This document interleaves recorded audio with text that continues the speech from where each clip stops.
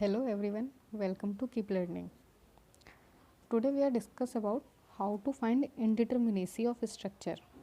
This is a part of structure analysis subject. तो पहले हमें ये जानना है कि हम indeterminacy निकालते क्यों हैं, हमें क्या नीड है indeterminacy निकालने की। तो हम दो रीज़न की वजह से indeterminacy निकालते हैं किसी भी स्ट्रक्चर का। फर्स्ट, ये देखने के लिए कि स्ट्रक्चर स्टेबल है, और सेकंड ये देखने के लिए कि स्ट्रक्चर अनस्टेबल है। तो बस यही दो रीज़न है इंडिटरमिनेसी निकालने के कि वेदर स्ट्रक्चर इज स्टेबल और unstable. Now the question is types of indeterminacy. तो दो टाइप की इंडिटरमिनेसी होती है, स्टैटिक इंडिटरमिनेसी और काइनेमेटिक इंडिटरमिनेसी। तो फर्स्ट हम स्टैटिक इंडिटरमिनेसी के बारे में देखते हैं। स्टैटिक इंडिटरमिनेसी जो होता है वो हमारा एक्सटर्नल स्टैटिक इंडिटरमिनेसी और इंटरनल स्टैटिक इंडिटरमिनेसी का सम होता है। तो हम इंडिटरमिनेसी जो निकालते हैं उसके लिए कुछ फॉर्मूले होते हैं। ये टेबल बनाई है, स्ट्रक्चर, एक्सटर्नल, इंटरनल और काइनेमेटिक। तो जो फ्रेम्स है, फ्रेम्स के लिए एक्सटर्नल का जो फॉर्मूला है वो capital R minus small R, internal 0 और kinematic 3j minus capital R. Second rigid jointed frames के लिए है और थर्ड पिन जॉइंटेड फ्रेम्स के लिए।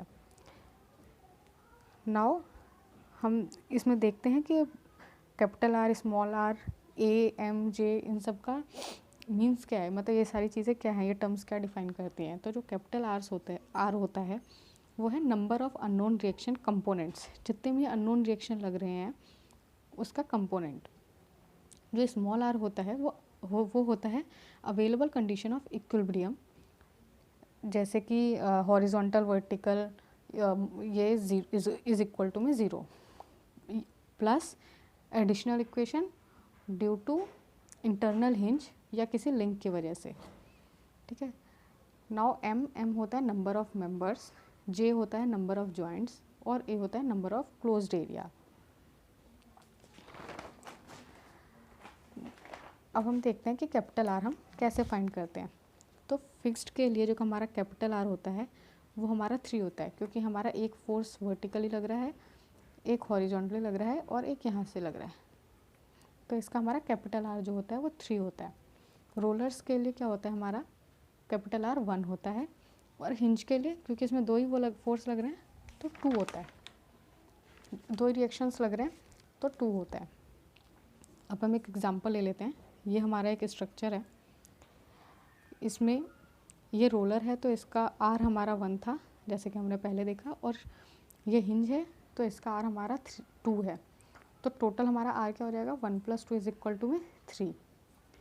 नाउ स्मॉल आर हमारा 3 हो गया, एम हमारे 7 हो गए मेंबर्स, कितने हैं 1 2 3 4 5 6 7, तो 7 मेंबर्स हो गए। जॉइंट हमारे 5 हो गए, 1 2 3 4 5। ठीक है। अब हम एक्सटर्नल इंडिटरमिनेसी कैसे निकालते हैं, capital R minus small R, है ना, पीछे फॉर्मूला टेबल में जो था। तो 3 - 3 इज इक्वल टू 0। ठीक है। अब इंटरनल कैसे निकालेंगे, m minus 2j minus R, ये पिन जॉइंटेड फ्रेम के लिए फॉर्मूला है। तो 7 - 2 × 5 - 3, ये हमारा 0 आ गया। तो हमारा जो इंटरनल और एक्सटर्नल है टोटल 0 हो गया। इसका मतलब क्या है कि ये जो स्ट्रक्चर है ये स्टैटिकली डिटर्मिनेट स्ट्रक्चर है। ठीक है। नाउ हमें काइनेमेटिक इंडिटरमिनेसी निकालनी है इसकी। तो 2j minus capital R 2 × 5 - 3 is equal to 7। एक और एग्जांपल लेके देखते हैं हम रिजिड जॉइंटेड फ्रेम्स का। रिजिड जॉइंटेड फ्रेम्स में क्या है, ये हमारे फिक्स्ड हैं, तो हमारा capital R 3 3 3 means 9, small R 3, a is equal to हमारा 4, ए हमारे जो क्लोज मेंबर है 1 2 3 4, और जे हमारा है नंबर ऑफ जॉइंट्स जो कि है 12। अब हमारा एक्सटर्नल इंडिटरमिनेसी क्या होगी इसकी, capital R minus small R, 9 - 3 6। ठीक है। इंटरनल हमारा आ जाएगा 12, टोटल हमारे हो गए 18।